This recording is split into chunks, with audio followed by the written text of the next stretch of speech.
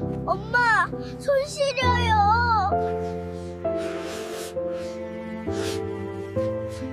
네 살배기 남자아이의 작은 목소리가 겨울 골목에 울렸습니다. 눈이 내리는 저녁, 낡은 폐지 수레를 끄는 네 개의 그림자. 야윈 젊은 여자와 똑같이 생긴 세 명의 아이들이었습니다. 그 뒤 고급 세단 안.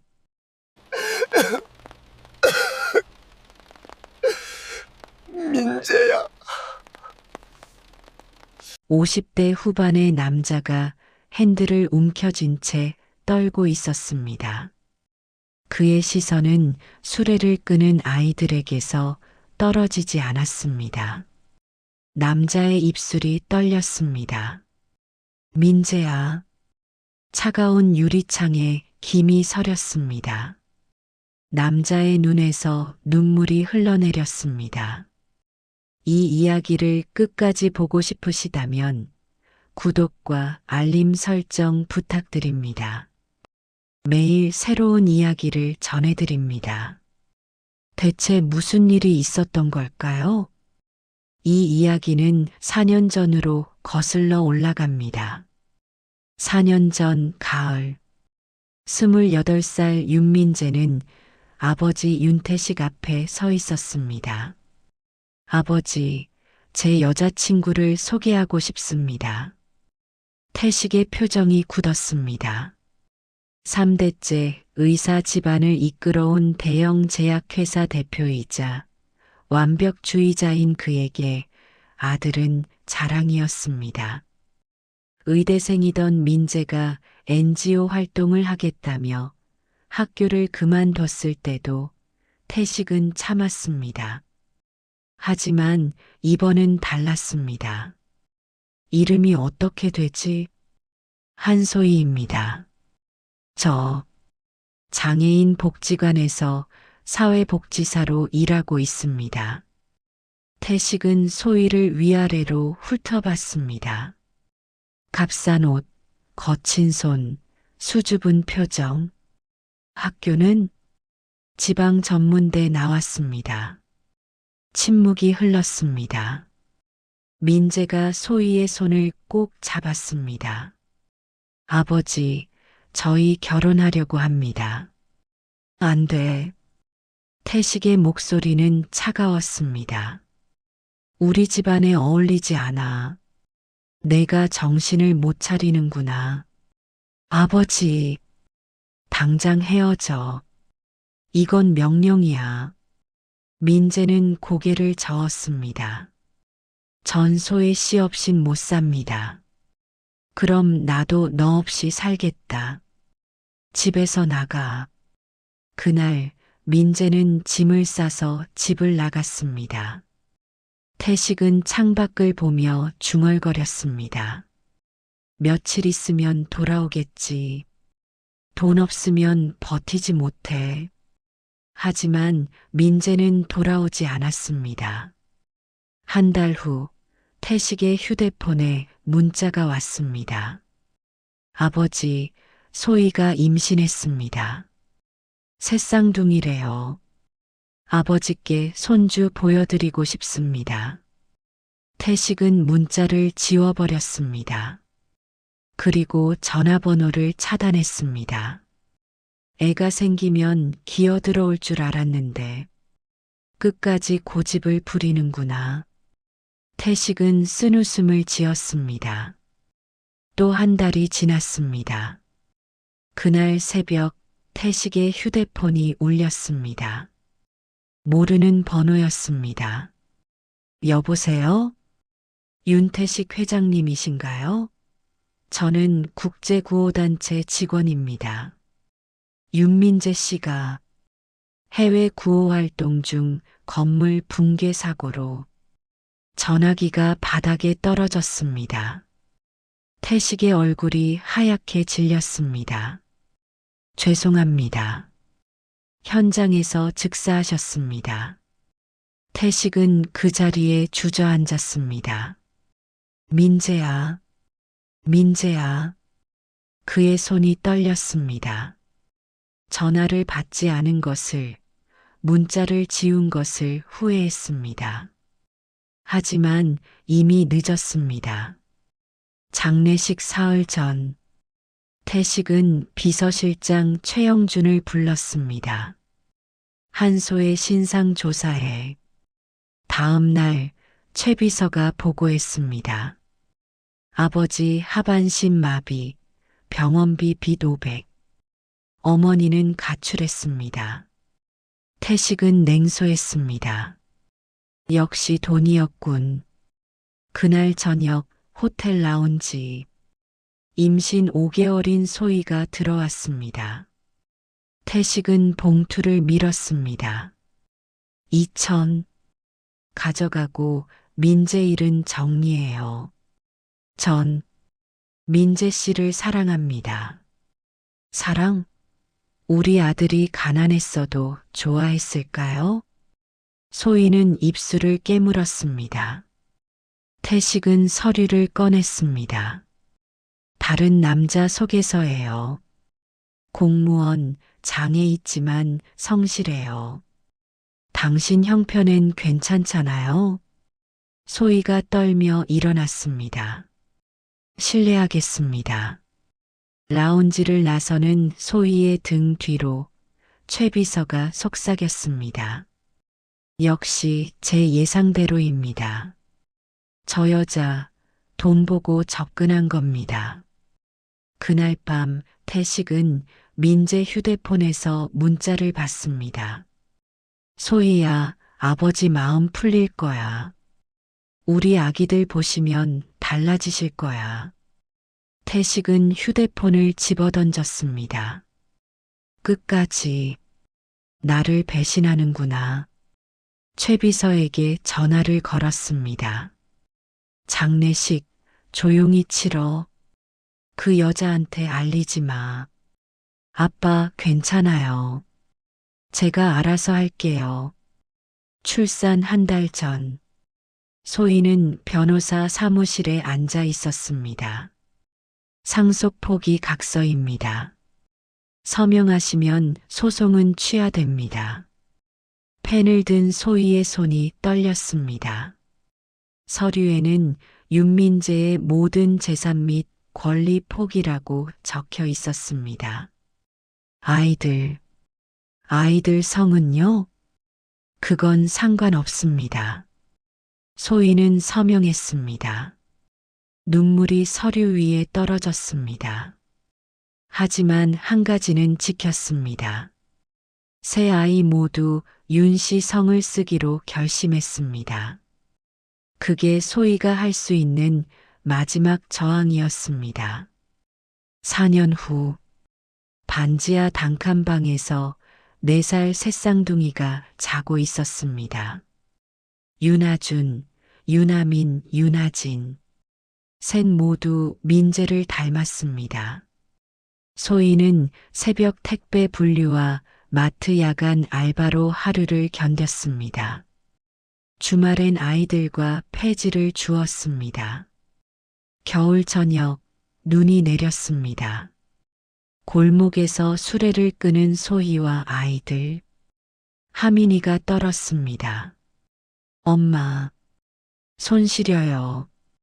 그때 검은 세단이 멈춰 섰습니다. 태식은 차 안에서 얼어붙었습니다. 민재와 똑같은 얼굴의 새쌍둥이. 설마. 하지만 차를 출발시켰습니다. 그날 밤 태식은 잠을 이루지 못했습니다. 다음 날 최 비서를 불렀습니다. 한소의 조사에 지금 당장. 일주일 후 보고서가 왔습니다. 최 비서는 얼굴이 하얗게 질렸습니다. 재혼 없음. 자녀 3명 윤아준, 윤아민, 윤아진. 반지하 거주. 새벽 택배, 야간 마트 알바. 아버지 1년 전 사망. 병원비 체납으로 제때 치료 못 받음. 최 비서는 보고서를 조작하려 했습니다. 하지만 탐정이 태식에게 직접 전화했습니다. 최 비서가 조작하려 합니다. 태식은 원본을 받았습니다. 폐지 수레, 마트 앞치마, 새벽 택배장의 소위, 보고서가 바닥에 떨어졌습니다. 태식은 주저앉았습니다.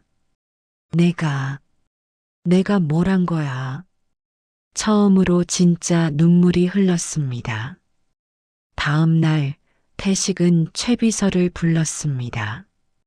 왜 보고서를 조작했어? 회장님, 저 여자가 돈 노리고. 닥쳐. 내가 4년 전에 뭘 했는지 다 알아. 전부 회장님을 위해서였습니다. 나를 위해 손주들을 지옥에 살게 만든 게. 태식은 최 비서를 똑바로 봤습니다. 처음으로 그가 무섭고 낯설었습니다. 당장 나가. 다시는 내 앞에 나타나지 마. 그날 저녁, 태식은 차를 몰고 골목에 섰습니다. 새 아이가 놀고 있었습니다. 막내 하진이가 갑자기 비틀거렸습니다. 형아, 어지러워. 쓰러졌습니다. 태식은 뛰어내려 하진이를 안았습니다. 얘야, 정신 차려. 아이 몸이 얼음처럼 차가웠습니다. 병원 응급실, RH- 희귀혈액형입니다. 지금 당장 수혈이 필요합니다. 제가 그 혈액형입니다. 보호자이십니까? 태식은 떨렸습니다. 할아버지입니다. 수혈실 문 앞, 태식의 발이 떨어지지 않았습니다. 들어가면 모든 게 달라질 것 같았습니다. 그는 눈을 감았습니다. 문을 열었습니다. 침대에 누워 바늘을 꽂았습니다. 붉은 피가 흘러갔습니다. 태식은 천장을 보며 눈물을 흘렸습니다. 민재야, 미안하다. 내 아이들을 이렇게 만든 게 나였어. 1시간 후 복도에서 발소리. 하진이 어디 있어요? 소희가 뛰어왔습니다. 수혈실 문을 열었습니다. 얼어붙었습니다. 침대에 누운 태식과 하진이 4년 만에 재회였습니다. 태식의 입술이 떨렸습니다. 미안합니다. 소희는 하진이에게 달려가 손을 잡았습니다. 둘 다 울고 있었습니다.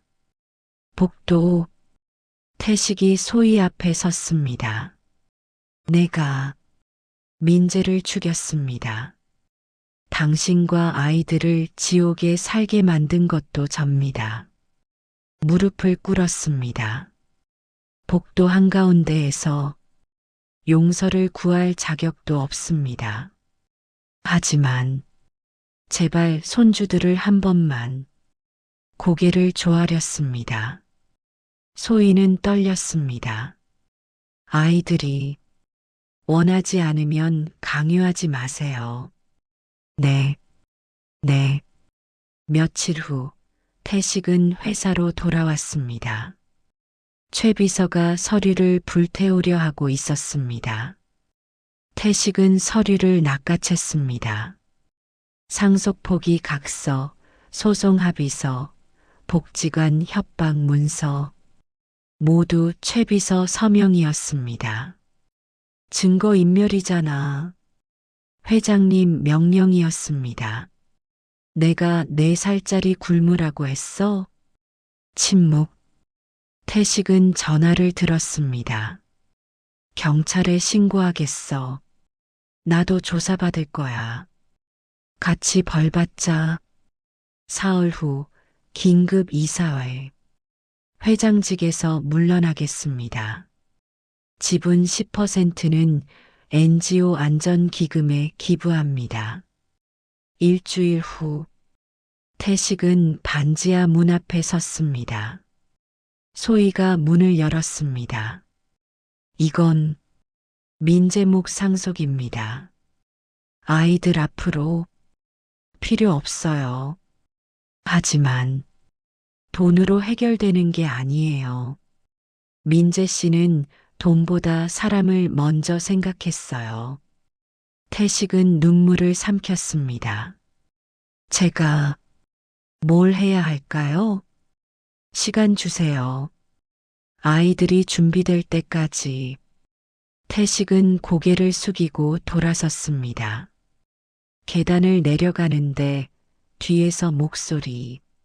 할아버지, 하진이었습니다. 이거 두고 가셨어요. 태식은 무릎을 꿇었습니다. 눈높이를 맞췄습니다.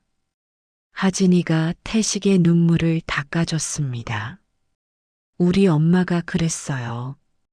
우는 사람 보면 닦아주래요. 태식은 하진이를 안았습니다. 미안해. 할아버지가 미안해. 계단 위 소희도 눈물을 닦았습니다.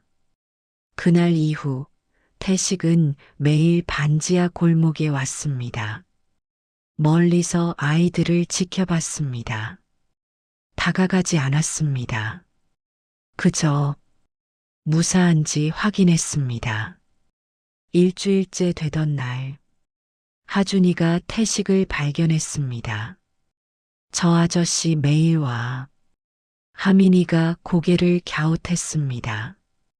왜? 하진이가 달려갔습니다. 할아버지. 태식은 당황했습니다. 아, 안녕. 할아버지 왜 매일 와요? 그게 그냥. 하준이와 하민이도 다가왔습니다. 할아버지, 우리 아빠 아는 사람이에요? 태식의 목이 메었습니다. 응, 아빠는 할아버지 아들이었어. 우와, 그럼 진짜 할아버지네. 아이들이 좋아했습니다. 태식은 눈물을 참았습니다. 너희들 할아버지 싫어하지 않니? 하진이가 고개를 저었습니다. 왜요? 할아버지 좋은데. 할아버지가 나쁜 짓 많이 했는데. 하준이가 말했습니다. 엄마가 그랬어요. 잘못했으면 미안하다고 하면 된대요. 할아버지 미안하다고 했잖아요. 하민이도 거들었습니다. 태식은 무릎을 꿇었습니다. 새 아이를 안았습니다. 고마워. 정말 고마워. 그때 소희가 나왔습니다. 아이들아, 들어와. 태식과 눈이 마주쳤습니다. 죄송합니다. 아이들이 먼저. 소희는 한숨을 쉬었습니다. 들어오세요. 반지하 안. 좁고 낡았지만 깨끗했습니다. 태식은 벽에 붙은 사진을 봤습니다. 민재와 소희, 그리고 갓난아기 새쌍둥이. 민재가 행복해 보이네요. 소희는 대답하지 않았습니다. 차를 내왔습니다. 아이들, 할아버지 많이 궁금해했어요. 네.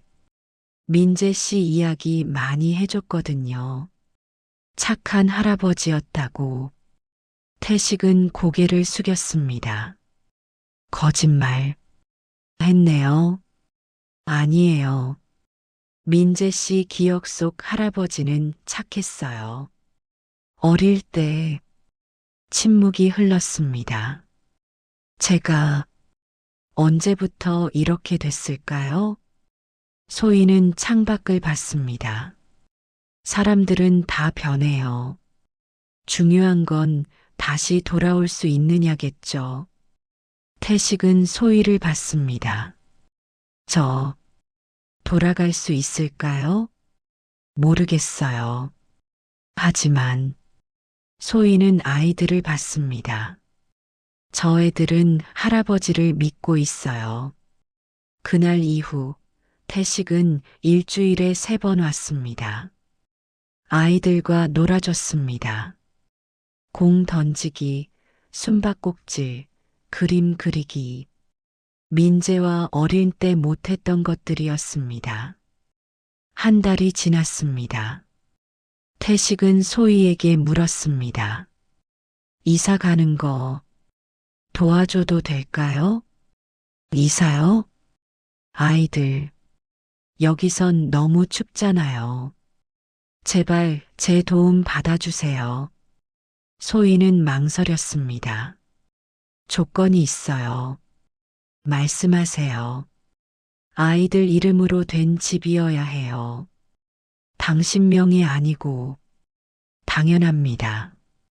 그리고 언제든 나갈 수 있어야 해요. 네. 소희는 눈물을 참았습니다. 민재 씨가 꿈꿨던 집이 있었어요. 작은 마당 있는 집, 꼭 그런 집으로 찾아드리겠습니다. 2달 후, 작은 마당이 있는 단독주택, 새쌍둥이가 마당에서 뛰어놀았습니다. 엄마, 여기 정말 좋아. 소희는 웃었습니다. 오랜만에 진짜로 웃었습니다. 태식은 대문 밖에서 그 모습을 봤습니다. 민재야, 아빠가 늦었지만 내 가족 지킬게. 그는 조용히 돌아섰습니다. 6개월이 흘렀습니다. 봄이 왔습니다. 어느 토요일 오후 놀이터, 태식은 벤치에 앉아 새쌍둥이를 지켜봤습니다. 하진이가 공을 쫓다가 태식 쪽으로 달려왔습니다. 할아버지, 응, 같이 놀아요. 하준이와 하민이도 뛰어왔습니다. 술래잡기 해요. 할아버지가 술래. 태식은 웃었습니다. 아이들을 쫓아가며 하진이를 안아 올렸습니다. 잡았다. 아이가 웃었습니다. 태식도 웃었습니다. 벤치에서 소희가 미소 짓고 있었습니다. 태식과 눈이 마주쳤습니다. 소희가 고개를 끄덕였습니다. 해가 지고 소희가 불렀습니다. 들어오세요. 저녁 식탁. 된장찌개와 김치, 계란말이. 가족처럼 밥을 먹었습니다. 태식은 눈물을 참았습니다. 정말 맛있네요. 저녁을 먹고 태식은 일어났습니다. 현관에서 하진이가 안겼습니다. 할아버지 사랑해요. 태식의 눈에서 눈물이 떨어졌습니다. 할아버지도 사랑해. 대문을 나서는데 소희가 따라 나왔습니다. 고맙습니다. 제가 고맙습니다. 제게 기회를 주셔서. 태식은 골목을 걸으며 하늘을 봤습니다. 별이 빛나고 있었습니다. 민재야, 고마워 아들아. 따뜻한 바람이 불었습니다. 태식은 미소 지었습니다. 내일 또 올 테니까. 누구에게나 잘못은 있습니다. 중요한 건 인정하고 바로잡으려 애쓰는 것. 그리고 용서할 용기를 갖는 것. 당신이라면 어떻게 하시겠습니까?